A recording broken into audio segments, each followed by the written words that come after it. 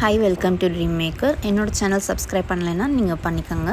Kids where and party wear கற்றுக்கணும்னு நினச்சிங்கன்னா கண்டிப்பாக என்னோட சேனல் யூஸ் ஆகும். ஸோ இன்றைக்கி வீடியோவில் வந்து பார்த்திங்கன்னா ட்ரெஸ் எப்படி பண்ணுறது அப்படிங்கிறதுக்கான கட்டிங் வீடியோ தான் இது.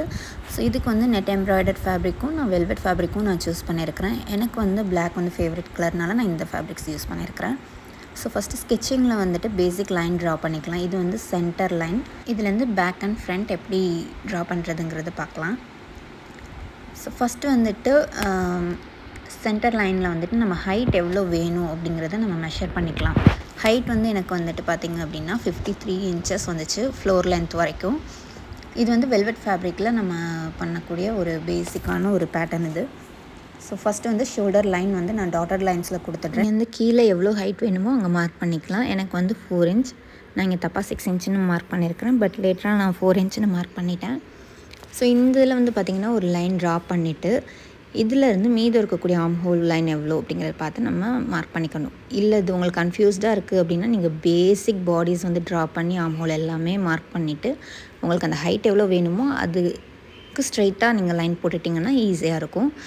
ஸோ இப்போ இவ்வளோ தான் ட்ரா பண்ணி முடிச்சுட்டு நெக்ஸ்ட் வந்து வேஸ்ட் லைன் ஹைட் எங்கே வருதுன்னு மார்க் பண்ணிக்கோங்க. அண்ட் ஹிப் ஹைட் எங்கே இருக்குதுன்னு மார்க் பண்ணிவிட்டு chest round, waist round and hip ரவுண்டோட 1/4 ஆஃப் மெஷர்மெண்ட் என்ன வருதோ அது எல்லாத்தையுமே நம்ம மார்க் பண்ணிக்கலாம்.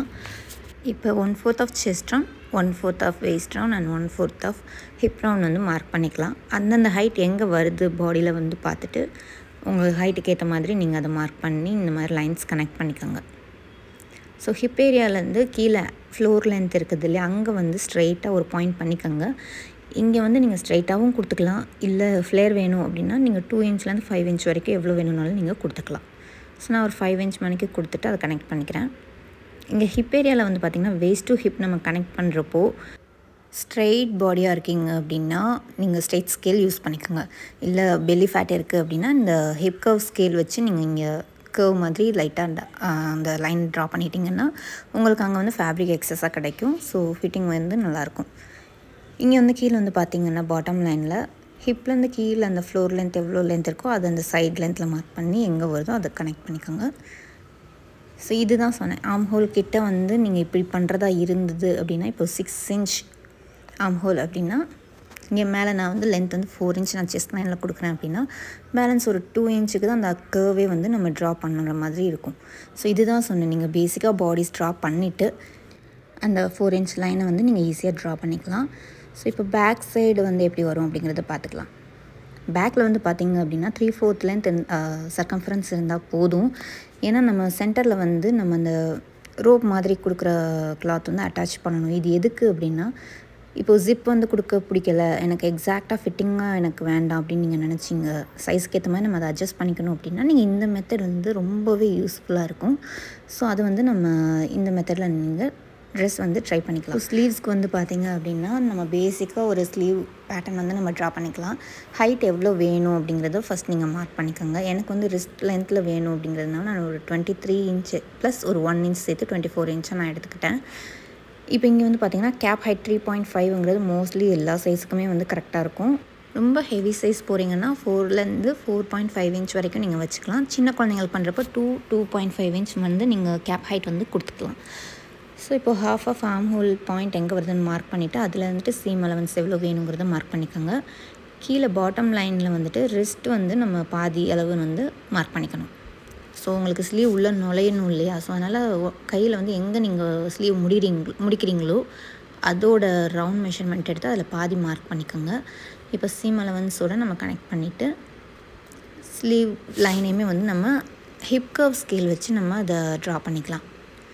ஸோ இப்போ வந்துட்டு ஹாஃப் ஆஃப் ஆர்ம் ஹோலோட அந்த கர்வ் வந்து நம்ம ட்ரா பண்ணணும். இதை கர்வை நீங்கள் மெஷர் பண்ணுறப்போ 7.5 inch நமக்கு வரணும். என்னோடய மெஷர்மெண்ட் வந்து 7.5 inch. உங்களுக்கு என்ன மெஷர்மெண்ட் வருதோ அது வந்து நீங்கள் மெஷர்மெண்ட் கரெக்டாக இருக்கா அப்படிங்கிறத பார்த்து செக் பண்ணிக்கோங்க. அப்படி இல்லைன்னா இந்த கர்வ் வந்து முன்ன பின்ன நீங்கள் மேலே கீழே வந்து அட்ஜஸ்ட் பண்ணி நீங்கள் அதை ரீட்ரா பண்ணிக்கலாம். ஸ்லீவ் வந்து இவ்வளோ தான், ரொம்ப சிம்பிள். ஸோ இந்த மாதிரி நம்ம ஸ்லீவ்ஸில் வந்து நம்ம கரெக்ட் பண்ணிவிட்டு இப்போ இங்கே வந்து பார்த்திங்கன்னா பாடிஸில் பாதி ஸ்லீவ் லென்த் தான் இருக்குது. ஸோ இந்த இதுக்கு ஏற்ற மாதிரி நம்ம ஸ்லீவ் வந்து கட் பண்ணணும்.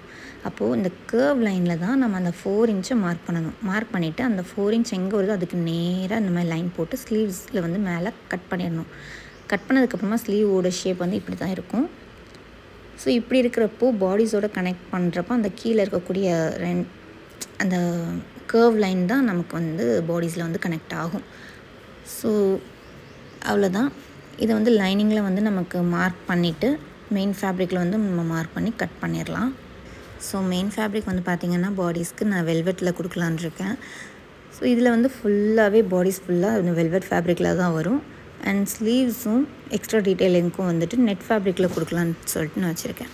இது வந்து பார்த்திங்கன்னா பேக் பார்ட்டில் சென்டர் லைனில் வந்துட்டு 1.5 இன்ச் நான் மார்க் பண்ணியிருக்கிறேன். இது எதுக்காகனா நம்ம சென்டரில் ஒரு கிளாத் வந்து எக்ஸ்ட்ராவாக நம்ம கொடுப்போம் இல்லையா, அதை அட்டாச் பண்ணிவிட்டு திருப்பி அந்த ரா எட்ஜை கவர் பண்ணுறதுக்காக இந்த எக்ஸ்ட்ரா கிளாத் வந்து கொடுத்துருக்குறேன். நீங்கள் ஜிப் அட்டாச் பண்ணுறதா இருந்தாலும் நீங்கள் இந்த மாதிரி கொடுக்குறப்போ அந்த ஜிப்போட ரா எட்ஜை கவர் பண்ணுறதுக்கு இந்த கிளாத்தவே வந்து நம்ம திருப்பி ஃபோல்ட் பண்ணி ஸ்டிச் பண்ணிடலாம். எக்ஸ்ட்ராவாக நம்ம அதுக்குன்னு தனியாக ஸ்டிச் பண்ணணும், பயாஸ் டேப் கொடுத்து ஸ்டிச் பண்ணணுங்கிறது அவசியம் இல்லை. ஸோ இந்த மெத்தட் நீங்கள் ட்ரை பண்ணிக்கலாம். அதுக்காக தான் நான் இதுனா இந்த மாதிரி தான் இருக்கும்.